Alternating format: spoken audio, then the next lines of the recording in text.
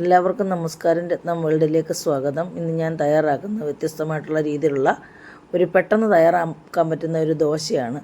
നമ്മുടെ കേരളീയരുടെ പ്രഭാത ഭക്ഷണമായ ഇഷ്ടഭക്ഷണമായ ദോശയും ഇഡ്ഡലിയും നമ്മൾ കഴിച്ച് മടുത്തിട്ടുണ്ടെങ്കിൽ നമുക്ക് വ്യത്യസ്തമായിട്ടുള്ള രീതിയിലൊരു ദോശ ഉണ്ടാക്കി കഴിക്കാം. നമ്മുടെ കുട്ടികൾക്കൊന്നും ഇപ്പോൾ ഉഴുന്നും അരിയുടെ ഒന്നും ഭക്ഷണമൊന്നും ഇഷ്ടമല്ല. പിന്നെ നമ്മൾക്ക് അരിയും അഴുന്നും വെള്ളത്തിലിട്ട് അരച്ച് വെച്ചിട്ടില്ല എങ്കിൽ നമുക്ക് പെട്ടെന്ന് നമ്മുടെ വീട്ടിൽ ലഭ്യമാകുന്ന വസ്തുക്കൾ ഉപയോഗിച്ച് ഒരു ദോശ തയ്യാറാക്കാം. അതിനായിട്ട് ഞാനിവിടെ എടുത്തിരിക്കുന്ന റവയാണ്. റവയും അവലും 100 ഗ്രാം കണക്കാക്കി റവയും 100 ഗ്രാം കണക്കാക്കി അവലും എടുത്ത് നമുക്കത് മതി. അപ്പോൾ എടുത്തിട്ടുണ്ട്. അതിന് ഇത്രയും ഈ അളവിന് ചേർക്കാനായിട്ട് ഒരു മുട്ടയും ഒരു തക്കാളിയും എടുത്തിട്ടുണ്ട്. അത് മതിയാകും നമുക്കപ്പോൾ.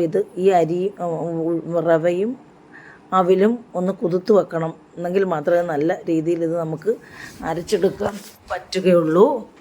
അപ്പോൾ നമുക്ക് അരയ്ക്കാനായിട്ട് ഇതിനകത്ത് ആവശ്യത്തിന് വെള്ളം ഒഴിച്ച് വെക്കാം.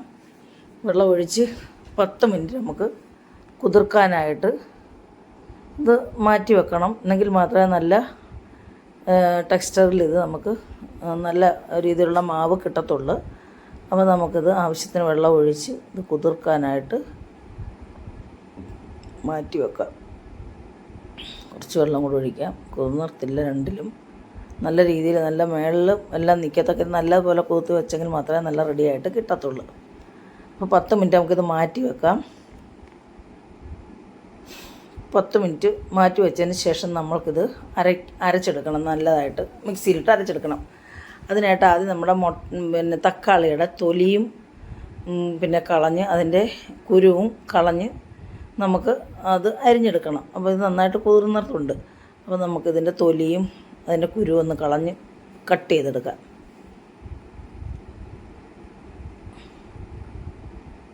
അപ്പോൾ അതിൻ്റെ അരിയും തൊലിയും കളഞ്ഞ് കട്ട് ചെയ്തെടുത്തിട്ടുണ്ട്. നമുക്കിനി അത് മിക്സിക്കകത്തിട്ട് ഒന്ന് അരച്ചെടുക്കാം.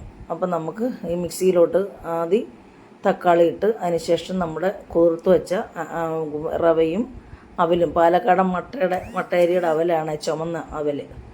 അപ്പോൾ നമ്മൾ ഈ തക്കാളി ചേർക്കുന്നത് ഒരു പുളിപ്പ് കിട്ടാൻ വേണ്ടിയാണ്. അപ്പോൾ നമ്മൾ ആവശ്യത്തിന് വെള്ളം ഒഴിച്ച് നമുക്കിത് അരച്ചെടുക്കാം.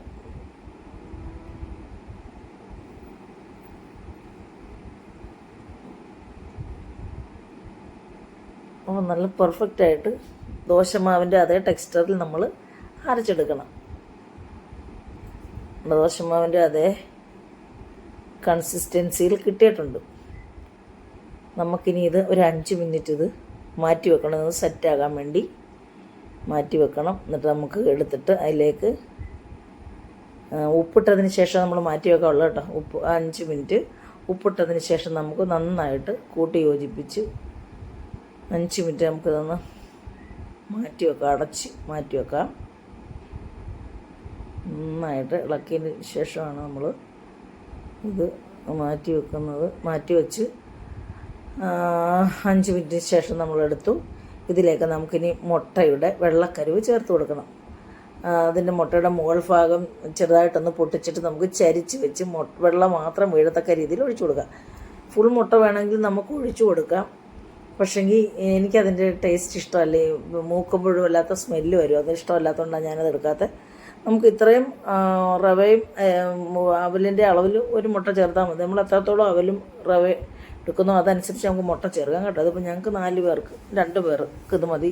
ഞങ്ങൾ 2 പേരെ ഇത് ഉള്ളു ഇവിടെ നിന്ന്. അതുകൊണ്ട് ഇത്രയും മതി. അപ്പോൾ നമ്മളിത് നന്നായിട്ട് മിക്സ് ചെയ്യണം. നല്ല രീതിയിൽ ഈ മുട്ട ഈ മാവിലങ്ങ് മിക്സ് ചെയ്യണം. നന്നായിട്ട് കലക്കി മിക്സ് ചെയ്ത് എടുക്കണം.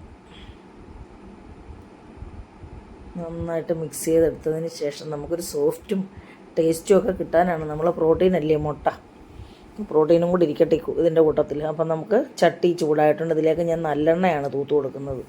നല്ലെണ്ണ തൂത്ത് കൊടുക്കുന്നത് പറഞ്ഞാൽ ചിലപ്പോൾ അത് കടിച്ചു പിടിച്ചാലോ എന്ന് ഓർത്ത് നമ്മൾ നല്ലെണ്ണ തൂത്ത് കൊടുക്കാം.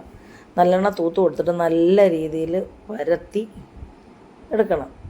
നമുക്ക് തട്ടുദോശ മോഡലും തയ്യാറാക്കി എടുക്കാം. ഇങ്ങനെ നമ്മുടെ മസാല ദോശ പരത്തുന്ന പോലെ അതേ രീതിയിലും പരത്തി എടുക്കാം. ഇപ്പം മസാല ദോശയുടെ അതേ രീതിയിലില്ലെങ്കിലും അല്ലാതെ നമുക്ക് പരത്തി നല്ല പെർഫെക്റ്റായിട്ട് ദോശ ചുട്ടെടുക്കാം. നമുക്ക് ഇഡ്ഡലിയും ഉണ്ടാക്കാം. ഇത്രയും മാവ് ലൂസാക്കാതെ ഇഡ്ഡലിയുടെ അതേ രീതിയിൽ നമുക്ക് അരച്ചെടുക്കാം. കാരണം നമ്മുടെ ദോശയുടെ ഒരു വശം വെന്തിട്ടുണ്ട്. അടുത്ത സൈഡ് ചരിച്ചിട്ട് കൊടുക്കുക. അപ്പോൾ ഇതിൻ്റെ പുറം ഇങ്ങനെ ഇരിക്കുന്നത് നമ്മൾ ആദ്യം ഉണ്ടാക്കുന്ന ദോശ എപ്പോഴും ഇങ്ങനെ ആയിരിക്കും കേട്ടോ. രണ്ടാമത് ഉണ്ടാക്കുന്ന ദോശയൊക്കെ നല്ല പെർഫെക്റ്റായിട്ട് കിട്ടിയിട്ടുണ്ട്. അപ്പം നല്ല ടേസ്റ്റുമാണ്. ഞാനൊന്ന് കഴിച്ച് നോക്കിയായിരുന്നു കേട്ടോ. അപ്പം നമ്മൾ പിന്നെ അടുത്തതും ഇങ്ങനെ നമുക്ക് ഓരോ ദോശയും ഇങ്ങനെ, ഇത് ലാസ്റ്റിലത്തെ ദോശയാണേ. ദോശയെല്ലാം ചുട്ടെടുത്തിട്ടുണ്ട്. ബാക്കി ലാസ്റ്റിലത്തെ ദോശയാണിത്. ഇതും കൂടെ നമുക്ക് ചുട്ടെടുക്കാം. അങ്ങനെ പെർഫെക്റ്റായിട്ട് നമ്മുടെ ദോശ 4 കിട്ടിയിട്ടുണ്ട്. കുറച്ച് മാവ് ബാലൻസ് ഉണ്ടായത്. അപ്പോൾ നമ്മുടെ ദോശയെല്ലാം റെഡി ആയിട്ടുണ്ട്. കണ്ട നല്ല ഭംഗി, നല്ല ടേസ്റ്റ് കഴിക്കാൻ. ഞാനൊന്ന് ടേസ്റ്റ് ചെയ്തായിരുന്നു, ചെറുതൊരെണ്ണം ഉണ്ടാക്കി ടേസ്റ്റ് ചെയ്ത്.